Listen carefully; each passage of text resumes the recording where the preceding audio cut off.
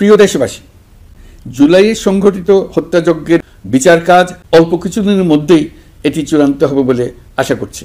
যেন দ্রুত গতিতে সম্পন্ন হয় সেজন্য সরকারের পক্ষ থেকে যত রকম সহযোগিতা প্রয়োজন আমরা তা দিচ্ছি। ইতিহাসের নির্মম হত্যাযজ্ঞে যারা জড়িত তাদের বিচার সম্পন্ন করতে হবে। গত বছর জুলাই আগস্ট মাসে সংঘটিত হত্যাযজ্ঞ সহ বিগত 16 বছরের গুম খুন নির্যাতনের সত্য উদ্ঘাটন এবং আশা করি আমাদের অসমাপ্ত কাজ সমাপ্ত করে শিগগিরই পূর্ণাঙ্গ জাতির জন্য একটা নতুন পথ নির্দেশনা রেখে যেতে পারব। কোথাও ফ্যাসিবাদের লক্ষণ পাওয়া গেলেই সেটিকে যেন তাৎক্ষণিকভাবে সেখানেই নির্মূল করা যায়। জুলাই আগস্টের মানবতা বিরোধী অপরাধ মামলায় বিচার কাজ দৃঢ়ভাবে এগিয়ে চলেছে। বিচারের আনুষ্ঠানিক শুনানি পর্বও শুরু হয়েছে। ইতিহাসের নির্মম হত্যাযজ্ঞে যারা জড়িত তাদের বিচার এদেশের মাটিতে হবেই। বিচার প্রক্রিয়া ও এর ফলাফল ক্রমান্বয়ে মানুষের কাছে প্রকাশিত হতে থাকবে। বিচারের পুরো প্রক্রিয়া দেশবাসীর কাছে স্বচ্ছ ও দৃশ্যমান রাখা হচ্ছে। দেশের বাইরে বসে ভেতরে থেকে নানা অপচেষ্টায় লিপ্ত রয়েছে। আমাদেরকে অবশ্যই খেয়াল রাখতে হবে। মাথায় রাখবেন, পরাজিত শক্তি নির্বাচনের আগ পর্যন্ত বারবার মাথাচাড়া দিয়ে ওঠার চেষ্টা করবে, কিন্তু অপশক্তির পরাজয় চূড়ান্ত হবে। গত বছর জুলাই আগস্ট মাসে সংঘটিত হত্যাযজ্ঞ সহ বিগত 16 বছরের গুম খুন নির্যাতনের সত্য উদ্ঘাটন এবং আর্থিক খাতের সীমাহীন দুর্নীতি, অনিয়ম ও অপরাধের বিচার প্রক্রিয়া আমরা শুরু করেছি। মানবতা বিরোধী অপরাধের বিচারের জন্য আন্তর্জাতিক অপরাধ ট্রাইব্যুনাল গঠনের পর প্রসিকিউশন টিম গঠন ও তদন্ত কর্মকর্তা নিয়োগের পাশাপাশি বিচারিক কার্যক্রম পরিচালনা প্রক্রিয়াধীন ছিল। যত দ্রুত সম্ভব বিচার কাজ শুরুর ব্যাপারে আমরা আশাবাদী ছিলাম। আপনারা জানেন, জুলাইয়ে সংঘটিত হত্যাযজ্ঞের বিচার ইতিমধ্যে শুরু হয়ে গেছে। বিচার কাজ যেন দ্রুত গতিতে সম্পন্ন হয় সেজন্য সরকারের পক্ষ থেকে যত রকম সহযোগিতা প্রয়োজন আমরা তা দিচ্ছি। যাদের আত্মত্যাগের কারণে এই অভ্যুত্থান সম্ভব হলো, আমরা তাদেরকে এবং তাদের পরিবারকে প্রতি মুহূর্তে আমাদের দৃষ্টিতে রেখেছি। তাদের জন্য নানা কর্মসূচি আমরা বাস্তবায়ন করে চলেছি।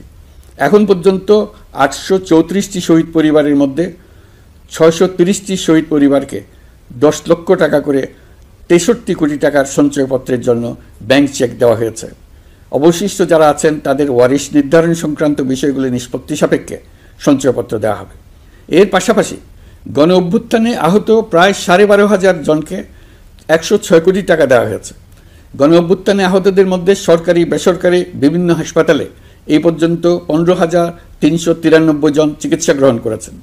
স্বাস্থ্যসেবা বিভাগের মাধ্যমে 40 জন আর মুক্তিযুদ্ধ বিষয়ক মন্ত্রণালয়ের মাধ্যমে 11 জনকে উন্নত চিকিৎসার জন্য সিঙ্গাপুর, থাইল্যান্ড ও রাশিয়া পাঠানো হয়েছে।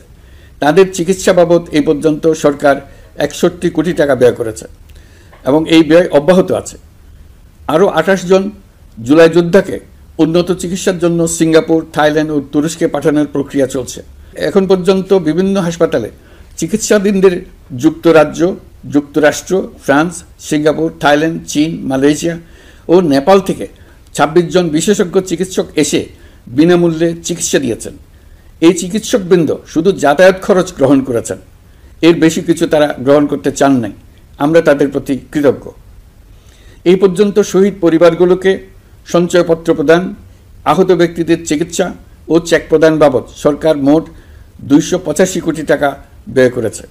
প্রিয় দেশবাসী, আমি শুরু থেকেই বলেছি, পতিত স্বৈরাচার বাংলাদেশকে যেভাবে ধ্বংসস্তূপ বানিয়েছে, সেখান থেকে নতুন করে যাত্রা শুরু করতে হলে ন্যূনতম 3টি আবশ্যিক কাজ সম্পন্ন করতে হবে।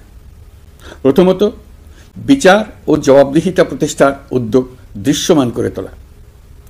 দ্বিতীয়ত, রাষ্ট্রের গণতান্ত্রিক পুনর্গঠন ও প্রাতিষ্ঠানিক কাঠামোর সংস্কার সাধনে প্রয়োজনীয় ঐক্যমত ও পথনকশা তৈরি করা।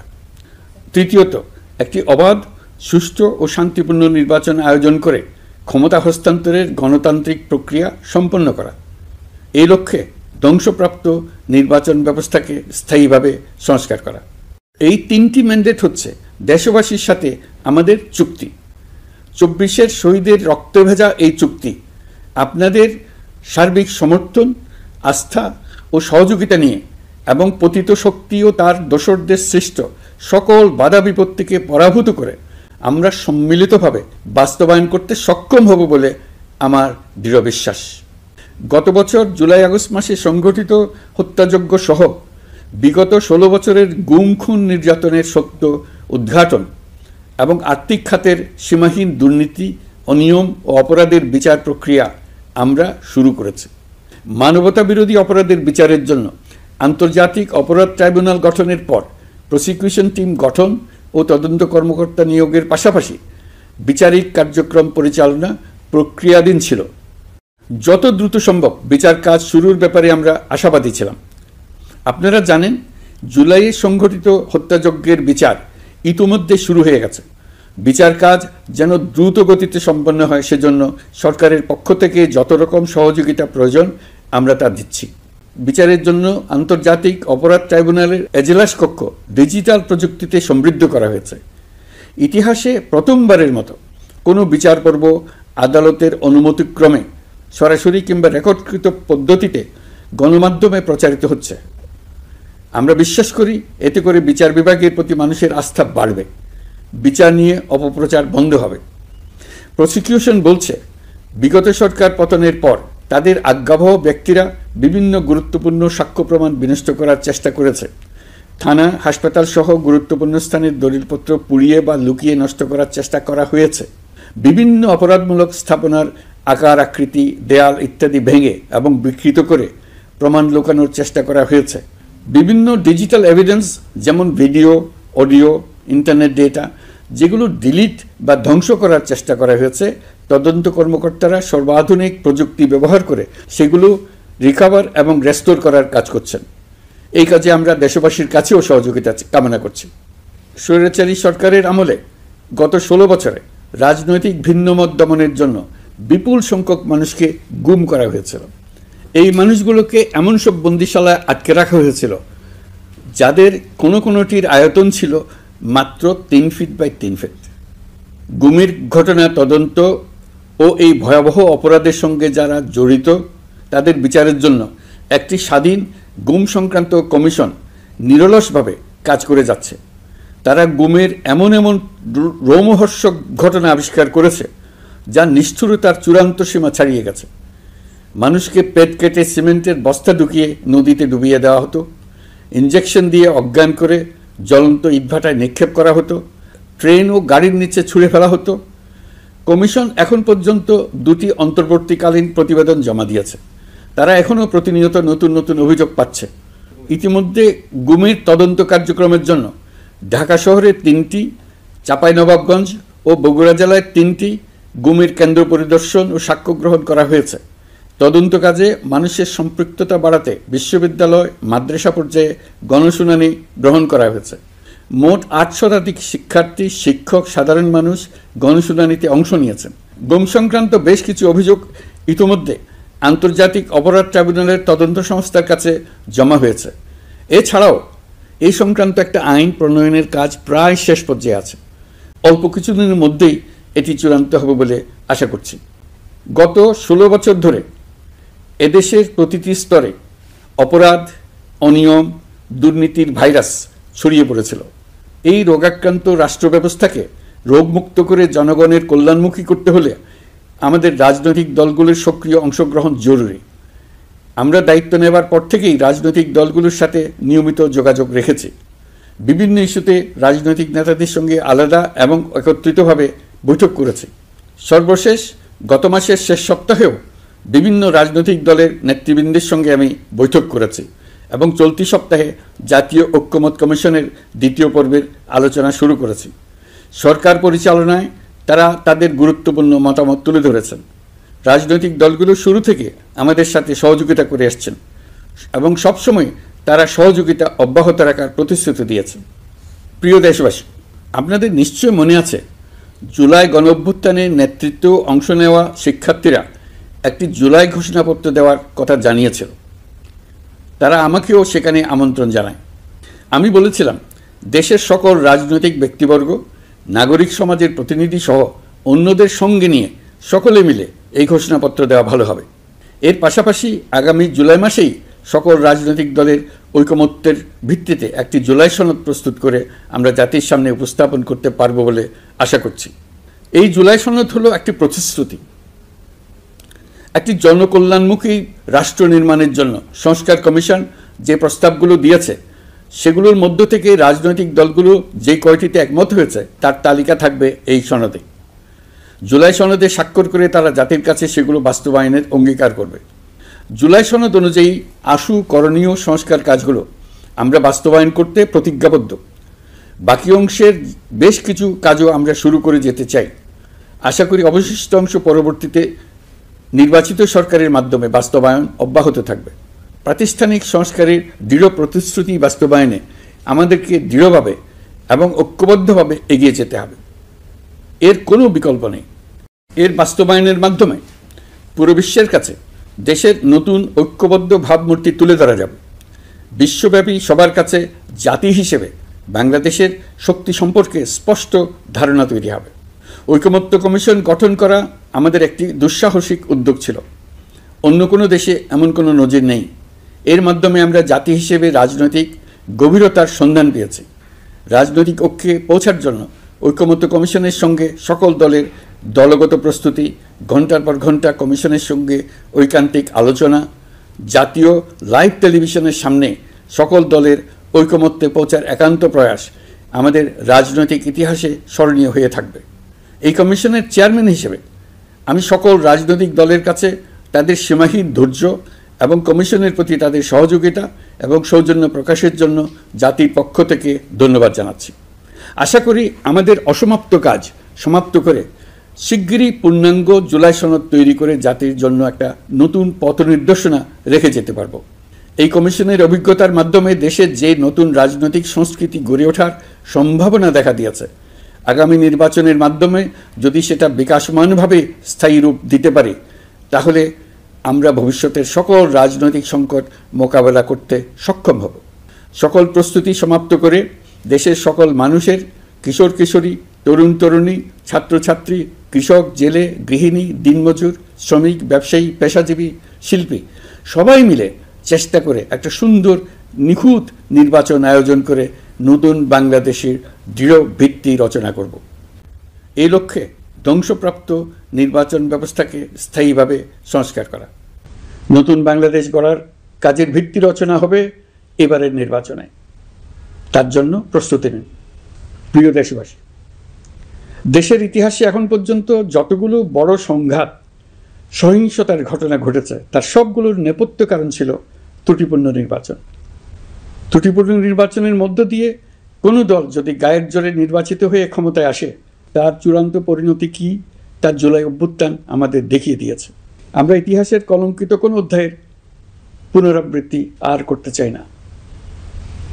আপনারা প্রত্যেকেই অবগত আছেন, একটা গোষ্ঠী নির্বাচনকে বাধাগ্রস্ত করার জন্য উন্মুখ হয়ে আছে। তারা দেশের গণতান্ত্রিক অগ্রযাত্রাকে ব্যাহত করতে দেশের বাইরে বসে ভেতরে থেকে নানা অপচেষ্টায় লিপ্ত রয়েছে। আমাদেরকে অবশ্যই খেয়াল রাখতে হবে তারা যেন নির্বাচনকে সংঘাতময় করে তোলার কোনো রকমের সুযোগ না পায়। মাথায় রাখবেন, পরাজিত শক্তি নির্বাচনের আগ পর্যন্ত বারবার মাথাচাড়া দিয়ে ওঠার চেষ্টা করবে, কিন্তু একটি অবাধ, সুষ্ঠু, নিরপেক্ষ নির্বাচন সফলভাবে আয়োজন করা গেলে অপশক্তির পরাজয় চূড়ান্ত হবে। নির্বাচন সংক্রান্ত বিষয়ে প্রতিনিয়ত পরামর্শ নেওয়ার জন্য আমরা প্রযুক্তির সাহায্য নেব। এই জন্য একটি অ্যাপ তৈরির উদ্যোগ নিচ্ছি। দ্রুত এই অ্যাপটি চালু হবে। আপনারা আপনাদের সকল পরামর্শ, সকল মতামত, সকল আশঙ্কা এবং উদ্যোগের কথা এই অ্যাপের মাধ্যমে আমাদেরকে জানাবেন। আমরা তা যথাযথ কর্তৃপক্ষকে জানিয়ে দেব, সমস্যা সমাধানের জন্য ব্যবস্থা নেব। রাজনৈতিক দলগুলোর প্রতি আমার আহ্বান থাকবে, আপনাদের নির্বাচনী ইশতেহারে, আপনাদের প্রতিশ্রুতি, প্রতিজ্ঞা, পরিকল্পনায় কোনো কিছুতেই যেন তরুণরা বাদ না পড়ে, নারীরা বাদ না পড়ে। মনে রাখবেন, যে তরুণ তরুণীরা বাংলাদেশকে বদলে দিয়েছে তারা বিশ্বকেও বদলে দেওয়ার ক্ষমতা রাখে। আপনার দল থেকে তাদেরকে সেই সুযোগ দেওয়ার উদ্যোগ নেন। আগামী নির্বাচনে সবাই নিরাপদে যার যার পছন্দের প্রার্থীকে ভোট দেবে, এটা নিয়ে কারো কোনো আপত্তির সুযোগ রাখা যাবে না। আমরা সবাই সবার পছন্দের প্রতি সম্মান দেখাবো, এটাই হোক আমাদের প্রতিজ্ঞা। প্রিয় দেশবাসী, আপনারা জানেন, সরকার দায়িত্ব গ্রহণের পরপরই দেশের দক্ষিণ ও উত্তরাঞ্চলে যে ভয়াবহ বন্যা পরিস্থিতি তৈরি হয়েছিল তা ফসল উৎপাদনে ব্যাপক ক্ষতি সাধন করেছে। এর ফলে নিত্য প্রয়োজনীয় পণ্যের মূল্য বৃদ্ধির আশঙ্কা হয়েছিল। তবে সংশ্লিষ্ট প্রতিষ্ঠান ও কর্তৃপক্ষের যথাযথ পদক্ষেপ, নজরদারি ও মধ্যস্বত্বভোগীদের দৌরাত্ম্য কমানোর ফলে এটি এড়ানো গেছে।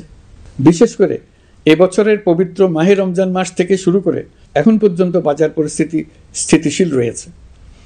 মূল্যস্ফীতির নিয়ন্ত্রণ ছিল আমাদের জন্য সবচেয়ে বড় চ্যালেঞ্জ। ভঙ্গুর অর্থনীতি ও বন্যার কারণে খাদ্য মূল্যস্ফীতি হয়েছিল প্রায় 14%। এখন সেটা অর্ধেকে নেমে আসছে। আমরা আশা করছি ডিসেম্বরের মধ্যে এটা 6% নেমে আসবে।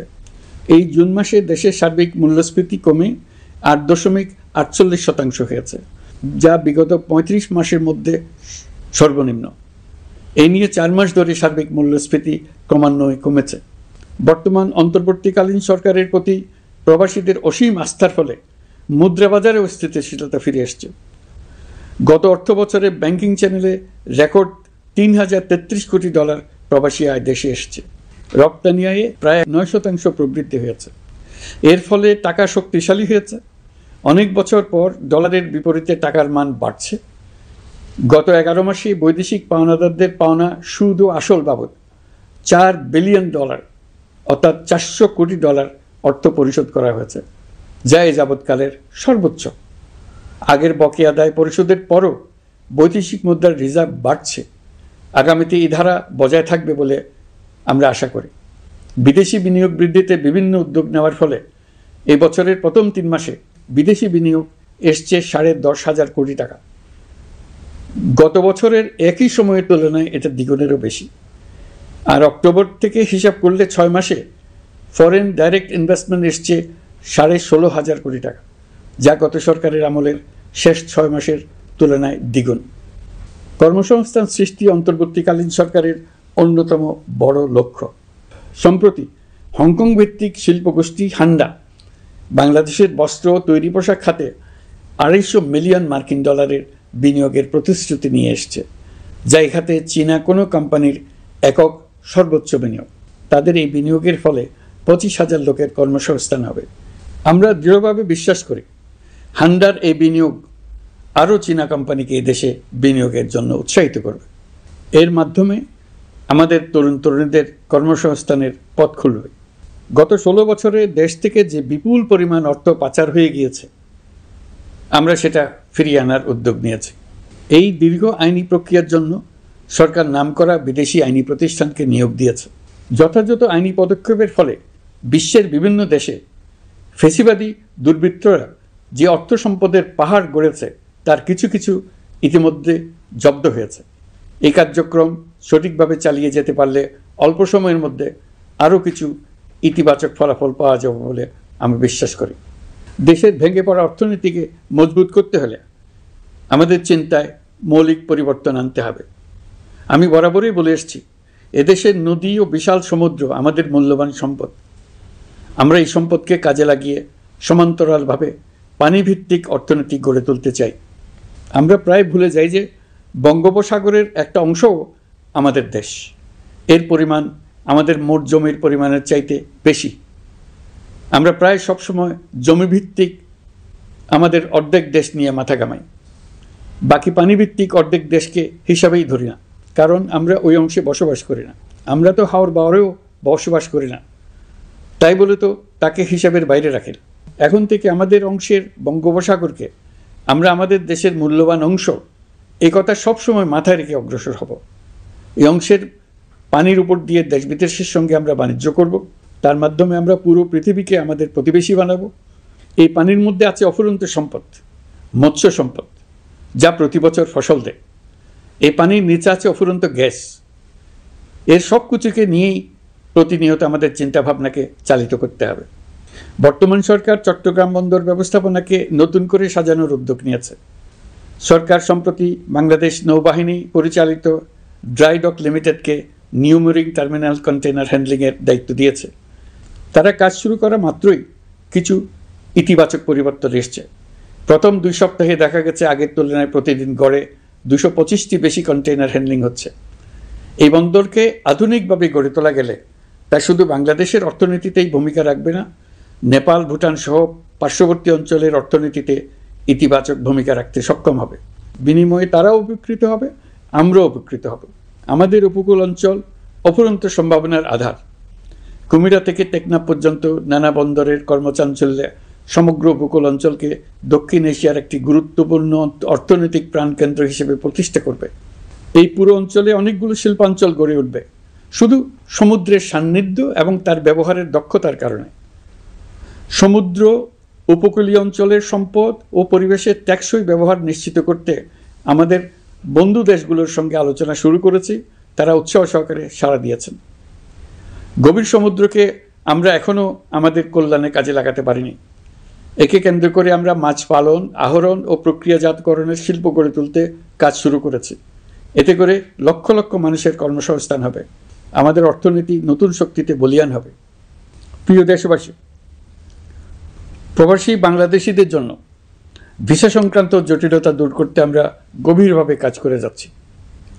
বাংলাদেশি নাগরিকদের জন্য আরব আমিরাত পুনরায় ভিসা চালু করেছে। মালয়েশিয়া কর্তৃপক্ষ বাংলাদেশি কর্মীদের জন্য প্রথমবারের মতো মাল্টিপল এন্ট্রি ভিসা চালু করেছে।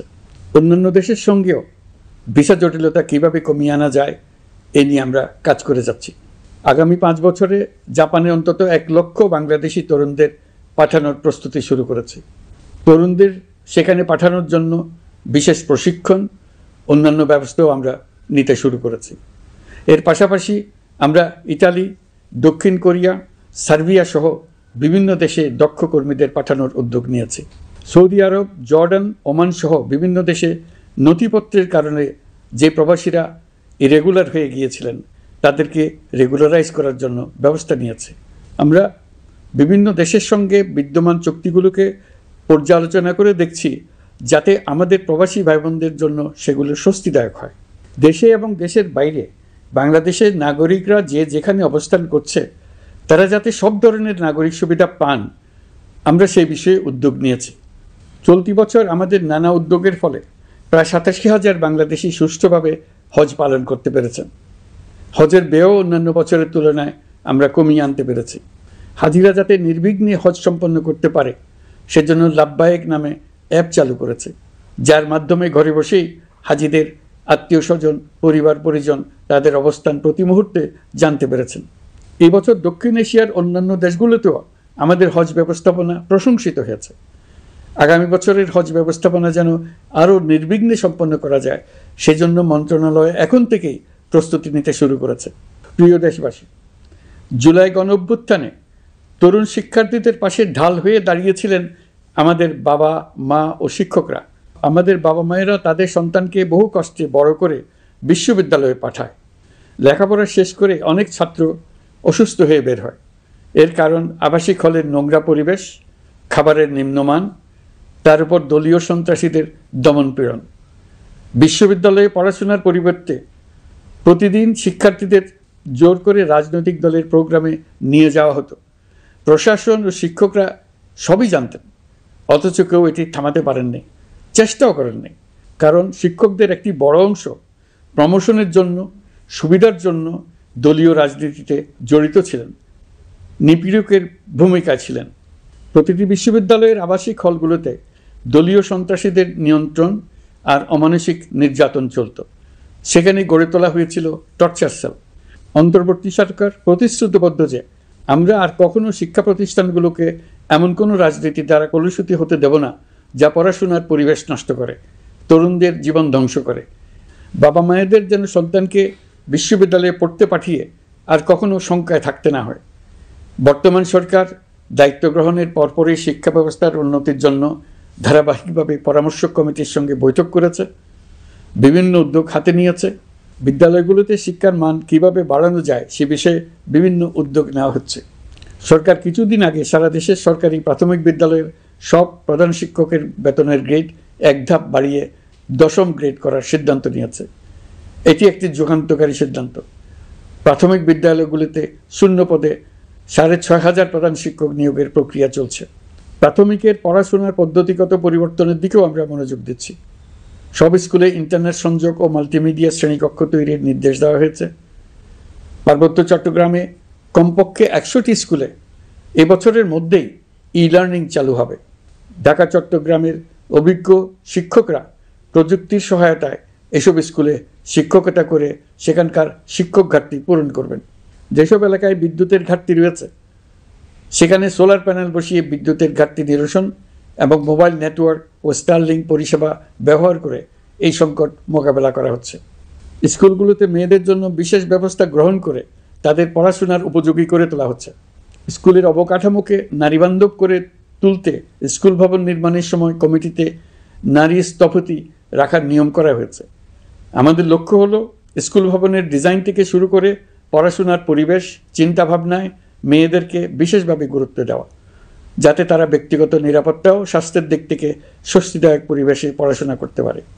প্রিয় দেশবাসী, জুলাই গণ অভ্যুত্থানে শহীদ ও আহত যোদ্ধাদের জন্য আমরা নিরলসভাবে কাজ করে যাচ্ছি। এখন পর্যন্ত 775টি শহীদ পরিবারকে প্রায় 100 কোটি টাকার সঞ্চয়পত্র ও মাসিক ভাতা বাবদ ব্যাংক চেক দেওয়া হয়েছে। অবশিষ্ট যারা আছেন তাদেরও কয়েকটি আইনগত বিষয় নিষ্পত্তি সাপেক্ষে সঞ্চয়পত্র দেওয়ার প্রক্রিয়া চলছে। এর পাশাপাশি আহত 13,800 জন জুলাই যোদ্ধাকে 3টি ক্যাটাগরিতে নগদ টাকা ও চেক বাবদ 153 কোটি 4 লাখ টাকা প্রদান করা হয়েছে। 78 জন অতি গুরুতর আহত জুলাই যোদ্ধাকে সিঙ্গাপুর, থাইল্যান্ড, তুরস্ক এবং রাশিয়ার উন্নত চিকিৎসার জন্য পাঠানো হয়েছে এবং চিকিৎসা ব্যয় বাবদ এ পর্যন্ত প্রায় 100 কোটি টাকা ব্যয় হয়েছে। আহতদের পুনর্বাসনের জন্য সরকারের সবকটি মন্ত্রণালয়ের সম্মিলিত প্রচেষ্টায় বিভিন্ন ধরনের উদ্যোগ নেওয়া হচ্ছে। ফ্যাসিবাদী সরকারের আমলে দেশের শহরে বন্দরে হাজারো প্রতিষ্ঠান, সড়ক, সেতু, সেনানিবাস, যুদ্ধজাহাজ, স্কুল, কলেজ, বিশ্ববিদ্যালয়ের নাম পরিবর্তন করে স্বৈরাচার তার নিজের এবং নিজের পরিবারের সদস্যদের নামে চালু করেছিল। আমরা সব নাম পরিবর্তন করে আগের নাম বা মানানসই নাম করে দিয়েছি। প্রিয় দেশবাসী, অন্তর্বর্তীকালীন সরকার এমন এক অবস্থায় দেশের দায়িত্বভার গ্রহণ করেছিল যখন প্রতিটি গণতান্ত্রিক প্রতিষ্ঠান, অফিস, আদালত বিধ্বস্ত অবস্থায় ছিল। আমাদের প্রথম এবং প্রাথমিক কাজ ছিল এই প্রতিষ্ঠানগুলো সংস্কার এবং পুনর্নির্মাণে হাত দেওয়া, আইনশৃঙ্খলা বাহিনী পুনর্গঠন, অর্থনীতি পুনরুদ্ধার, আইন আদালত, নির্বাচন কমিশন সহ যাবতীয় গণতান্ত্রিক প্রতিষ্ঠানকে সচল করা এবং নাগরিকদের নিকট দায়বদ্ধ করে তোলা। রক্তাক্ত জুলাই ছিল স্বৈরাচারের বিরুদ্ধে তরুণদের পুঞ্জীবিত ক্ষোভের বহিঃপ্রকাশ। 16 বছর ধরে সরকারের স্বৈরাচারী আচরণের বিরোধিতা করে যতগুলো আন্দোলন হয়েছে প্রতিটিতেই দলীয় সন্ত্রাসীরা অস্ত্র হাতে আন্দোলনকারীদের আক্রমণ করেছে।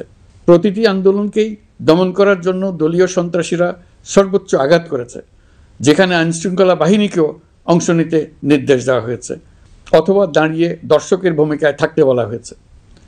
একটি স্বাধীন বিচার বিভাগের জন্য অন্তর্বর্তী সরকার সংস্কার কাজ হাতে নিয়েছে।